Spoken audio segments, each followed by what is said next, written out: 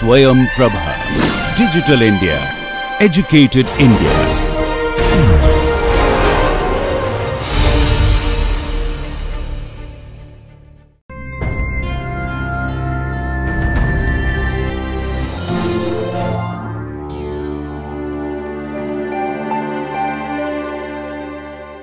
Hello everyone, welcome back.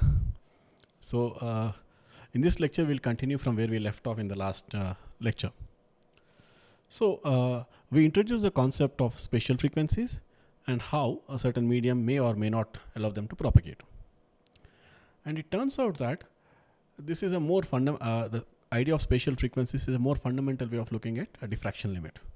So you might be familiar with the diffraction limit, which was introduced by Abbe back in 1873. What he said was, if you have two, let's say, dots or two objects which are very, very close to each other, then, the observation is that we cannot resolve them clearly. Okay. So what he said was, he quantified it, and he said, if I have two objects, let's say P1 and P2, and if the distance delta between them is less than this number, okay, delta is less than lambda by 2. Okay, basically this Na is numerical aperture, and lambda is a wavelength. So let me say lambda is, let's say, 532 nanometers. Okay, I'm trying to see two closely spaced objects with a wavelength of light, let's say 532 nanometers. So if those objects are less than roughly lambda by 2, okay, because for now I can say that Na is equal to 1, just assume that it doesn't really matter. Okay, so if the objects are less than lambda by 2, we cannot clearly resolve them. Okay, that is an observation that Abbe made, and he quantified it in terms of lambda. But how do we understand that? The way to understand it is, let's say I'm trying to image a point, let's say P1, using a lens. A lens could be simply your pupil, right? Your eye. It images on the retina. So what happens is, when your object is like this, it essentially forms a diffraction pattern, okay, inside. It diffracts through the iris and the lenses in your the iris in your eye, and then you form a diffraction pattern. Okay. So if your object is very large, there's no problem, you will see it clearly. But the moment the object, let's say the P1, the size of P1 becomes less than lambda, then what happens is it becomes more and more, it diffracts more and more, okay? And because of that, the diffraction pattern spreads. Essentially, the diffraction is a kind of a Fourier transform of the object, okay? So now you have two such objects, let's say P1 and P2. Both of those are going to diffract, and this is a characteristic, feature. The airy disk is what we call them. If you have a circular object, then you have an airy disk, and essentially you have these two diffraction patterns that are formed. And when you try to image, when you try to image, or rather when you try to see it, you'll see that the overall image is going to be sum of this, okay, sum of these two, and you'll see if they're far apart, you'll see clearly as two objects. But if they're very, very close to each other, less than the lambda, then you will not see the overall shape of the object, but you see one broad envelope, okay. Instead of seeing two distinct objects like this, you might see something like this. Okay, so this is basically not resolved. And if you see two barely there, just resolved. And this is fully resolved. Okay. So what we understand by the idea of diffraction limit is that you can, if your distance between the objects is smaller than the wavelength of light, or less than lambda by 2, then it's very difficult to see them with an ordinary microscope. So what? Why does that happen? Well, our analysis of spatial frequencies gives us a hint. So what happens is, space itself, like let's say you're looking at an object far away from your eye, right? The air itself, the free space, acts as a low pass filter. Okay, space acts as low pass filter. So what's happening is, when your object is very large, okay, if object is large, kx, ky are small, so kz is real. right? But when your object is small, this kx, ky are large, and kz becomes imaginary. What happens when kz is imaginary? Well, we saw that as z increases, the information is lost. So those higher spatial frequencies are lost, and because of that, you are not clearly seeing the information. All right. So this is a diffraction limit that, it's very simple. It's just one small step ahead of what we did last time. Okay. Now, so what? Well, is it a fundamental limit? Well, it's a fundamental limit maybe when we didn't understand what was happening. But the moment scientists realized what was happening, there are ways to actually overcome this. Okay. And this is what, basically what we can do is, the problem is that the higher spatial frequencies are getting lost. So how to overcome that? Well, take those higher frequencies and convert them into propagating waves. So we said the higher spatial frequencies are evanescent, they're decaying with Z, right? Instead of, before they decay, capture it and then convert it into propagating waves. And that way you can actually retrieve the information that is there even in the close to the object. Okay. So in this context, we define, we define two terms, near field and far field. Okay. When you're looking at, let's say you have an object, let's say I have an object of this fashion, and I'm looking at distances less than lambda. Okay, distances less than lambda, roughly lambda. I call this as near field. And if I'm looking at any distance above that, I'll call it as far field. Okay. So when I'm in the near field, my information is still present. So if you go very, very close to the object, you can still see it. The evanescent waves have a decent amount of amplitude and you can probably see it. But how do we go so close? Can I bring let's say I'm trying to look at a small ball, nanosphere. Can I bring it to, let's say less than lambda? Can I bring it to 200 nanometers from eye? No, it's not going to be possible, right? So that's why what we can do is, there are multiple techniques to overcome that. Okay? One of them is what is known as scattering near field optical microscope, SNOM. So what we do in this case is, we take an optical fiber tip, okay, optical fiber, and you taper it into this fashion and bring it very, let's say this is my object that I want to see. Okay, if I look at it in the far field with a lens, common microscope, I won't see it. So what I can do is I can take an optical microscope and bring it very close to it and then convert these evanescent waves. So there are these waves that are going to decay here, right? As I propagate, if I do this, there are waves which are fast decaying. Okay, this is my evanescent wave. When I have my evanescent wave, the information is lost. But before it is lost, let me put a fiber tip and capture some of it.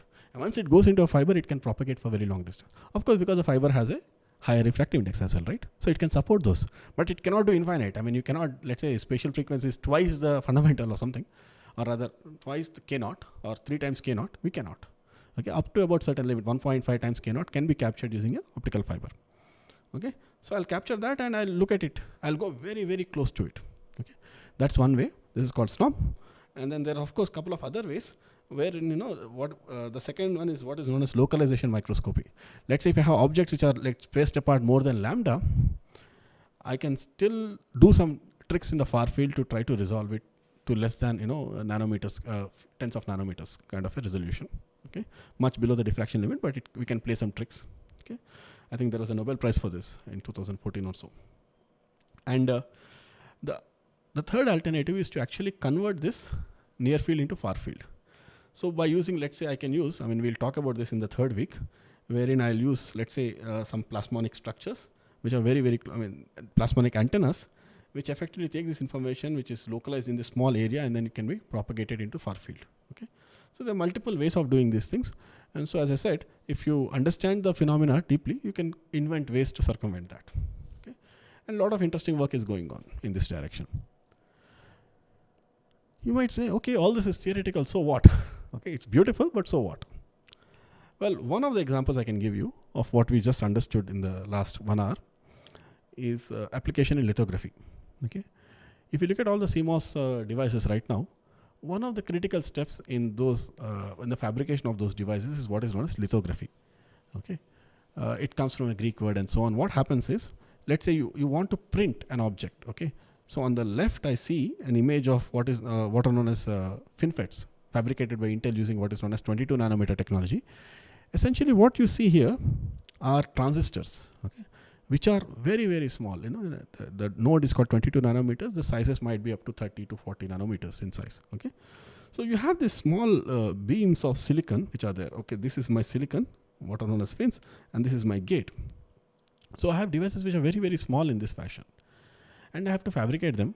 And one of the most critical things in the fabrication is what is known as lithography.